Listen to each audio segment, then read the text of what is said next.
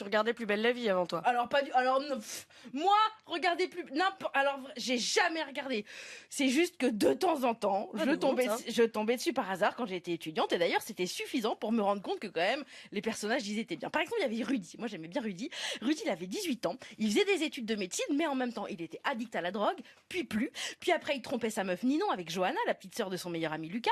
Elle tombait enceinte. Alors du coup, il la quittait parce que du coup comme elle le supportait pas, bah du coup la sœur de son pote elle provoquait un accident de voiture qui lui faisait perdre son bébé, puis aussi elle faisait que son frère, le meilleur ami de Rudy, il devenait paraplégique. Et ça, c'était seulement en 3 épisodes.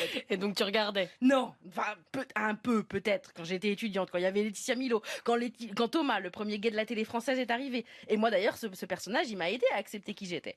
Bon, en tout cas, maintenant Thomas, il a 40 balais, il a des enfants et tout.